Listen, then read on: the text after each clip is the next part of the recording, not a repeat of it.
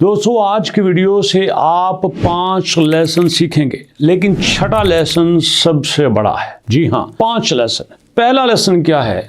अगर आपके अंदर कंसिस्टेंसी है, आप पैशन के साथ काम करते हैं, तो आप जीरो से बिलियनर बन सकते हैं। क्योंकि आज जिसकी स्टोरी आपको बताने वाला हूं, जिसको आपने थंबनेल पे देखा है फोर्ब्स की लिस्ट में, वो 30 साल की उम्र से पहले बिलियनर बन चुका था। दूसरा सबक हम क्या सीखेंगे? दूसरा सबक यह है कि अगर हम एक फील्ड में बहुत अच्छा परफॉर्म कर रहे हैं तो जरूरी बात नहीं है कि हम दूसरी में भी आउटस्टैंडिंग परफॉर्मेंस दें। इसलिए जिस डोमेन में आप अच्छा काम करते हैं, हमेशा उसी में रहने की कोशिश कीजिए।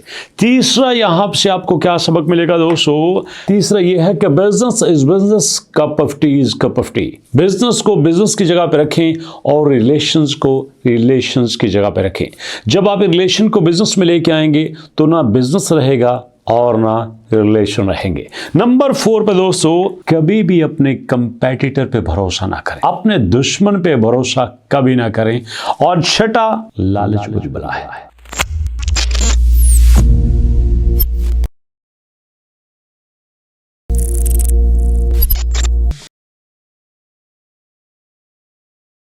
बिस्मिल्लाहिर्रहमानिर्रहीम। अस्सलाम वालेकुम। अल्लाहुम्मा सल्ली अला मुहम्मदिन व अला आलि मुहम्मद कमा सल्लैता अला इब्राहीम व अला आलि इब्राहीम इन्नका हमीदुम मजीद। अल्लाहुम्मा बारिक अला मुहम्मदिन व अला आलि मुहम्मद कमा बारकता अला इब्राहीम व अला आलि इब्राहीम इन्नका हमीदुम मजीद। ये तो इस कहानी का नतीजा है ही।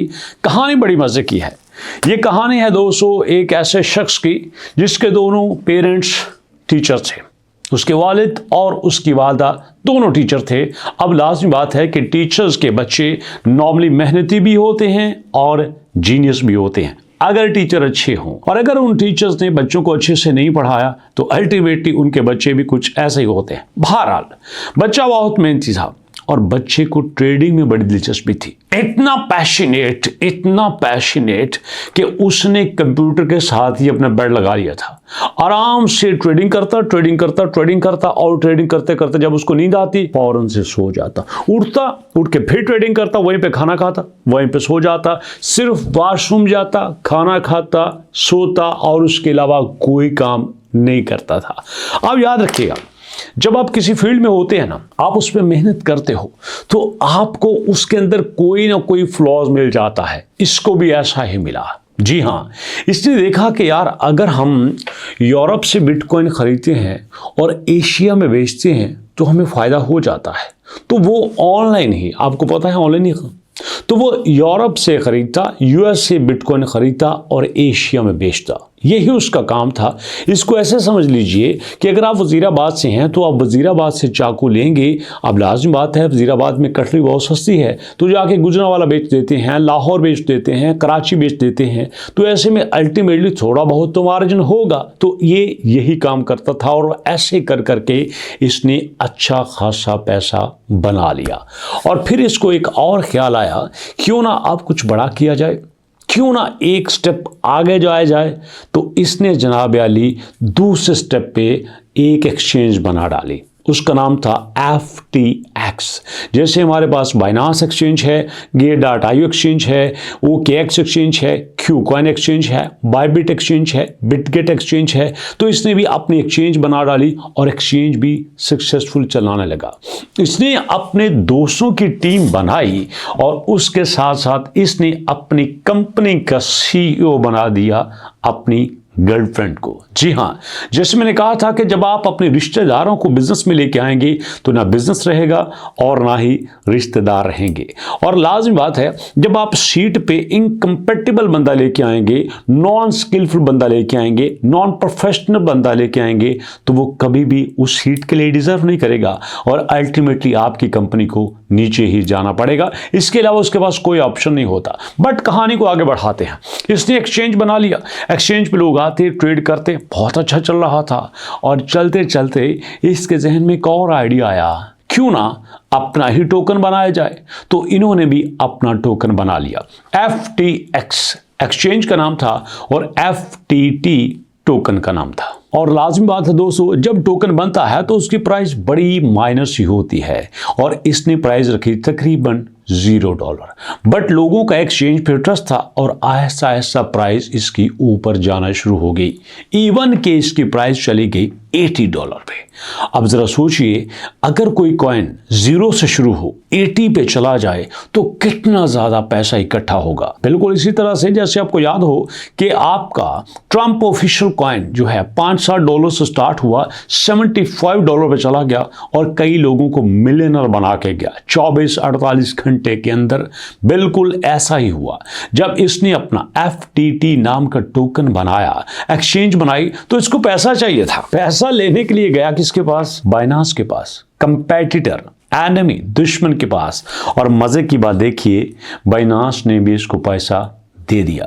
अब कोई भी पैसा फ्री में तो नहीं देता, पैसा देके मांगते भी हैं। कुछ अरसे बाद बाइनांस ने अपना पैसा मांगा तो इन्होंने कहा ठीक है, आपने हमें 500 मिलियन दिया था, आप हमसे बिलियन से भी ज्यादा ले लो, लेकिन हम देंगे अपने टोकन।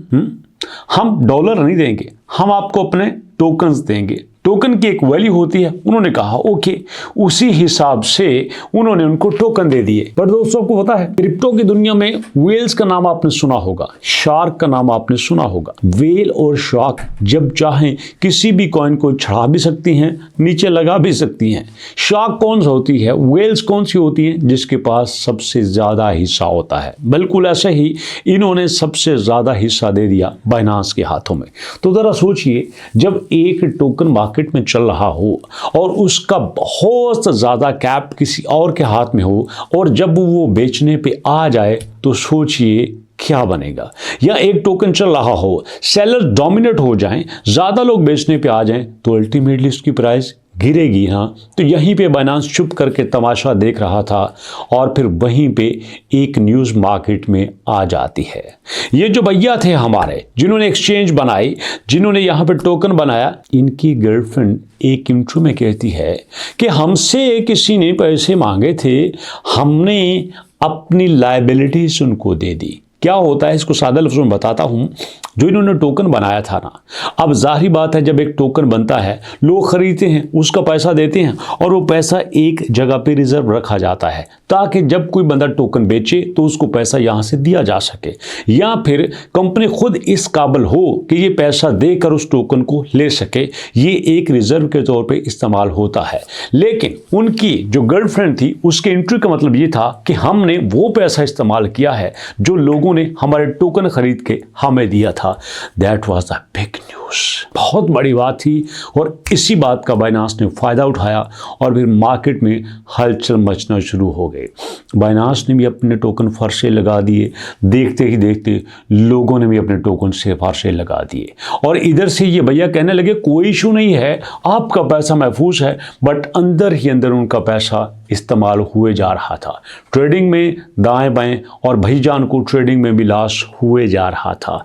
और फिर यहीं पे वो पता तब चला जब इन भाईजान ने अपनी कंपनी को चैप्टर 11 डिक्लेयर कर दिया। चैप्टर 11 मतलब और मेरे को कख नीचे आया हुआ, कंपनी खाली हो गई। जी हाँ, तो उसी के बाद लोगों ने इनके ऊपर केस फाइल किए, इनको बैंकरप्ट करार दिया गया, इनको डिफॉल्टर करार दिया गया, इनको फ्रॉड, इनको स्कैम, हर तरह के एलिगेशंस पे लगे और इनको 25 साल की सजा हो गई।